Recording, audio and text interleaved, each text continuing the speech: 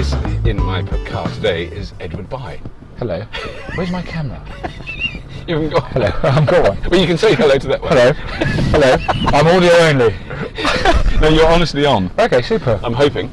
Shall I keep my? Yeah, I'll keep my glasses. I'm truly on. Let me just see. Am I truly on? I'm on. Excellent. You are. I'm on. on. Recording. You're on. On drugs. So where do we go? So yes, Well, and then we'll talk about why. Yes. Why? First of all, I would, if we could go straight to the all-night party shop. All-night party shop. No, is really good. it's not what you sound like. It's actually a place that sells party things for parties. Did you have a child with a birthday soon? 18 tomorrow. My middle child is 18 tomorrow, and of course tradition is that every time it's a child's birthday, first thing in the morning we all come down and give each other presents. Well, give them the presents, right. And I have to put balloons out, and if I don't put balloons out, for one, that means that you don't care about that particular child. Very much so, and it's particularly bad with Maddie, who's the middle child, and if I don't do it, she'll sing that song, which goes like this: no one cares about the middle child. No one cares about the middle child, because the middle child isn't there. And every time she sings, of course, we all laugh and everything, but a small part of me dies horribly inside. So I'm filled with guilt, obviously. So she got to have the balloons.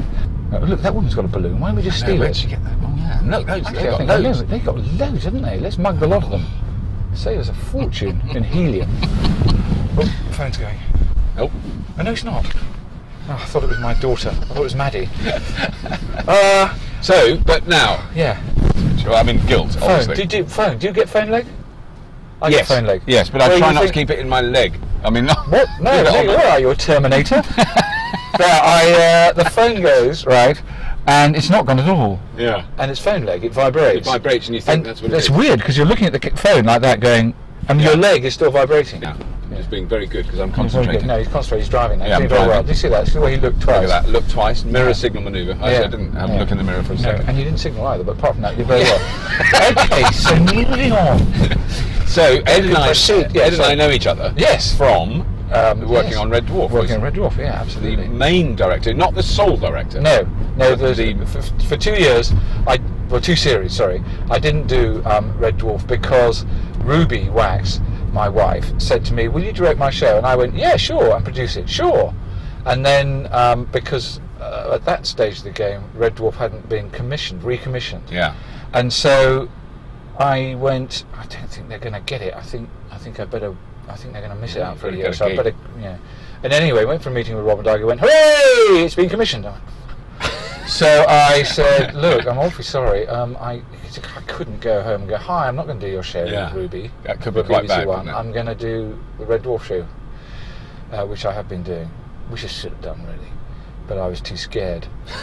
And so when I told Rob and Doug took it quite well, and Rob just went into quiet silence and went pale. I thought he was going to have a heart attack, which is quite sort of flattering in a way. Yeah. So I missed those two out. Yeah, Andy did those two. Yeah. And then I did the last two. I did 1, 2, 3, 4, 7, 8. Is that right? So you didn't do 5 or 6? Is that what That's you right. Do? Yeah. And I've watched 5 and 6, the series. They're quite good. They are quite good. Yeah. Irritatingly. I go, this will be shit, I couldn't really see anything wrong with them. Yeah, they were very good scripts as well. I mean, yeah, they were very good scripts, and so I just got angry, that's all. But if you hadn't set up the format and the shape of the show... without a doubt, it would have been a disaster. To have an absolute rank amateur like Andy Demeny. Oh, yes, Andy. Emmy Award-winning. Yeah, Emmy Award-winning. Brilliant bloke. Really nice man. Who could actually edit his own stuff. Definitely much more talented than me. I hope he dies! But you were always supremely popular with the cast. I mean, you are the... Oh yes, you're very nice of you to say so. I'm sure you're looking through rose-tinted glass. Well, maybe, that's true. Yes, it was a long time ago. Ed, such a bastard. No, I don't ever think... I never thought that, and I don't... No, we all thought you were fantastic. Well, it's very sweet of you to say so. I shall take that view and keep that one. Log that into my memory.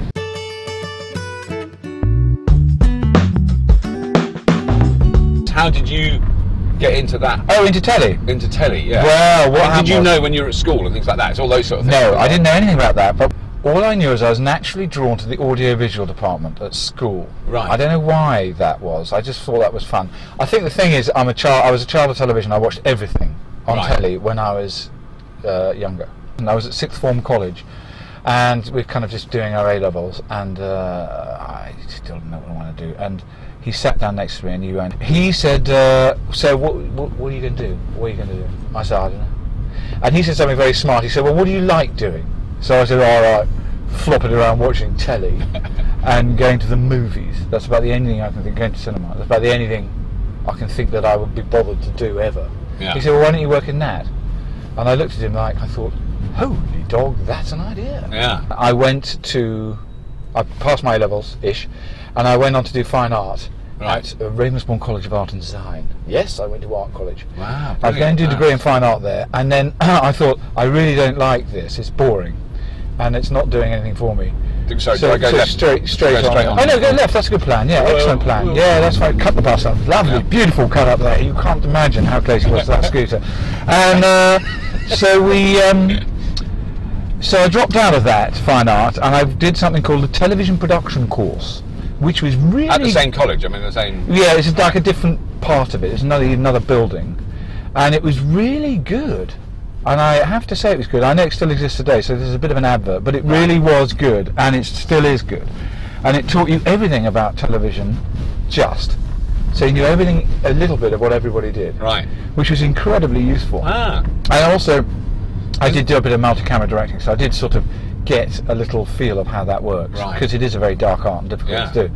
So that little taster of it was just right. And that was like a 2-year diploma course, and I left there and I went to the BBC and said, give us a job, and they went, fuck off. As they do. As they do. Because they're well known to be well hard at the Yes, absolutely. I think I got it in the form of a memo. And they said, you've got to work in the theatre for a year. So I worked in the theatre for a year. Seriously? So they didn't... Yeah. That's very interesting. No, they didn't give you a job straight off the back of it. Well, they didn't to me then. Because then it was considered, if you wanted to get into production, you had to go into sort of stage management. And in order to be in stage management, you had to have done stage management at the theatre. And I think it's a sneaky, clever idea. So I got a job as a floor assistant, which originally were called call boys, but they changed the name for obvious reasons. And because some actors made mistakes. So, hello, I'm a call boy. And then next minute you're over the sofa going, no, you don't understand. It's 5 minutes till you're on set, please. This way? Oh, no. No, right. And You've got Johnny Gielgud on this. yes. Hello. You must be my call boy. My call boy. Yes. How marvellous. Now, just lean over this. What? And then left. And then worked my way up through the ranks of the BBC. And that was at like TV Centre? TV Centre, yeah, absolutely. That's where it all happened, yeah. And I was, worked on loads and loads of shows. So you would have done 10 years there before you did Red Dwarf, before you started on Red Dwarf? Yeah, absolutely. Yeah. No, I went freelance and I directed a thing called Girls on Top, which was with Dawn French, Jennifer Saunders, and Ruby Wax, who, that's where I met her, and stuff. And what's her name? And Joan Greenwood. Oh, wasn't Thing in it?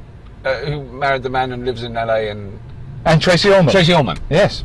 So powerhouse of women, and it was the most intimidating thing probably ever, when you think about. And that was the first. So that was the first thing you directed. When that was multi-camera. Yeah, first thing you directed. Not my first. I did other multi-camera things for bits and pieces at the BBC just before I left, but nothing big. This was about the big first comedy sitcom series. Yeah. Wow. So it's deeply scary. And was it there? Was it like Dawn and Jenny and Ruby's first? No, they'd done other Ruby bits and pieces. Ruby done bits and pieces, and I suppose they'd done comic strip before that, hadn't they, and things like that. They were doing comic strip, so they were doing bits of it, So it was pretty intimidatingly weird thing to do. Yeah. And the most difficult person, of course, was Ruby, who tried to get me fired. And Paul Jackson, who is, I have to mention Paul Jackson, who really helped me all the way through this stuff. No, he's brilliant. Yeah. My sort of mentor. I mean, we're both fully paid up members of the Paul Jackson fan club. Absolutely, definitely are. And he persuaded her to hang on, and then she stopped dressing in her dressing gown every day and started coming in. Remarkably, her breasts changed size on a daily basis. And what I didn't realise was she thought her boobs weren't big enough, so she's stuffing falsies down her front to make her boobs look bigger, to somehow lure me in with big boobs. I mean, sometimes it was just ridiculous. Bits of her false boob would come in, and then minutes later she would come in. And then Dawn French got hold of them once and was holding them in front of me like this, going, ee, and Ruby was in front of her going, doing some sort of dance. And because I kind of felt I knew what was going on, but you kind of go into blank. Sure. I don't want to know. Because if you might say the wrong thing, I don't want to know, kind of thing, in case I made a mistake. In case it was all some elaborate jokes and nothing to do with that, And Ruby then took the falsies and buried them in Warwick Avenue, in a communal garden, which, if we had time, we should go to and see if they're still there and dig them up. They'll probably be there in 100 years' time. Yeah. I mean, you know, we could probably sell them on eBay.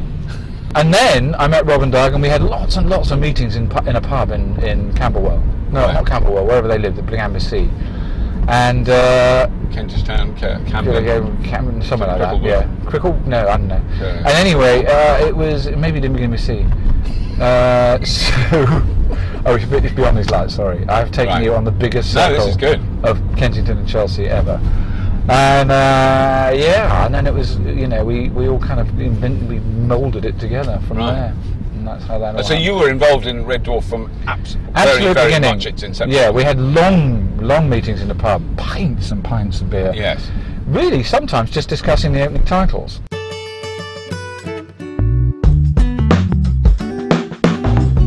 You've also done movies, though.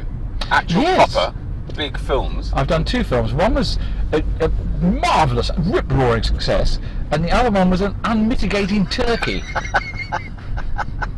And I've learned some very valuable lessons from that, sure, yeah. which was, well, actually, I'll come back to you on that. I haven't learned anything. But one of them was One of them was Harry Yeah, Enfield, Harry Enfield one, with, yeah. with Kathy Burke, who's brilliant. Both of them are brilliant, actually. And the other one was Fat Slags, which was the actresses were very good, but the script wasn't, you know, what's the word I'm looking for? Shite. So how long have you and Rubes have been married? Well, my son's 20, so it must be 21 years. Yeah. Well, coming up to 21. Right. Because he was, you know, we got married a little bit after she got pregnant. Right. But don't tell my aunt.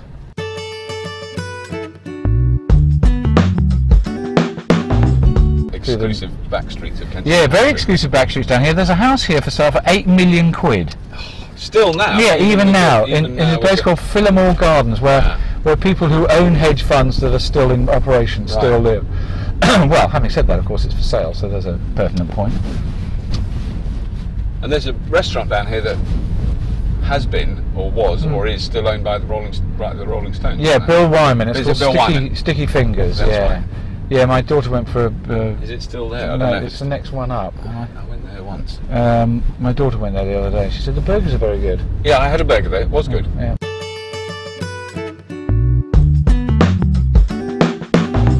But I've done the worst type of parking. I've done the forward-in thing. Oh, and then kept it in reverse. Everything's fine, everybody. Don't panic.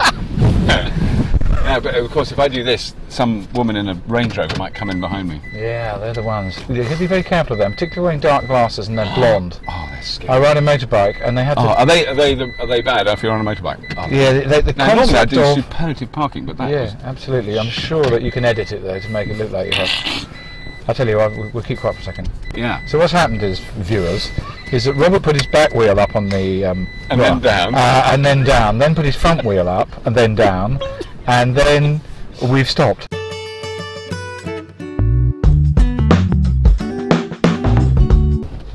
Oh, you've been boxed in. I've been boxed in by a massive transit. Hello, viewers, we're back. As you may remember when we left you, we were trying to park. Now we're trying to get out. This could be something while. We could be here for some time. Fade to black. Fade back up. Fade We're back out up. now. Yeah. Been some time. It's almost dark. Yeah. It's the perfect time to do television work outside. Yeah, Because absolutely. you have an almost 3-hour day. Yeah. of shooting. This is the time to do it. You don't get golden hour, you get golden No. 4 seconds. Yeah, absolutely. Golden hour. The golden hour sort of around about lunchtime. It actually is lunchtime. But we've now got a car full of helium. Yeah. We have. load of We've got a couple of balloons. So it's been an incredibly successful trip so far. Which reminds me of my joke. Oh yeah, what's your joke? Yeah. No, it doesn't remind me of a joke at all, actually. But here's the joke, right? It's quite good, I think. 2 women Yeah. went for a drink in a pub. Well, when one drink, they went for lots, actually, lots of drinks in a pub. They were quite sloshed, and they decided to take a shortcut home. They drank a little bit too much, and so they decided to stagger off home. And they took a shortcut through the graveyard, and it was just straight on. And it was at that point that they realised that they had been caught a bit short, and in fact they should have used the ladies Before they in the pub before they Classic, left. yeah. But they thought, oh, it's too late, you know, now. well, we'll just go in the graveyard, it'll be fine. Which is what they did. Now, in the absence of lavatory paper, one of them used her own underwear, and the other one used a wreath. She was drunk. Yeah. Okay. And then he went home. End of that part. Part 2. Their husbands met up in a pub the following day, and one said to the other, I'm a bit worried about my wife. She came home last night, she didn't have any knickers on. And the other bloke went, you're worried about your wife. You're worried about your wife. Mine came home with a card lodged up her bottom saying, we'll never forget you from all the boys at the fire station.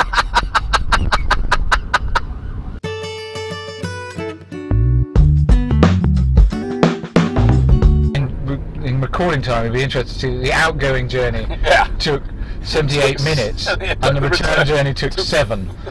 Now my kids are getting to see my daughter's 18th birthday tomorrow, and they're all going to leave home, and I think once they all leave home, Ruby will just join some sort of ashram and just go. Start chanting. Or become lesbian or something. Yeah. Or both. Yeah. Because she's mentioned that. She wants to join a lesbian ashram. Yeah, yeah. I'll ask her. And I think and I'll be sort of like, I'll probably be employed as the bloke, who does the plumbing and Yeah. stuff. No, you'll get a job, yes, a loady job like that, and then she'll try and get you fired. Yeah. Yes. Everything comes full circle. Yes, this time she'll succeed. Yes. You're fired, you're a crap plumber, which is of course true.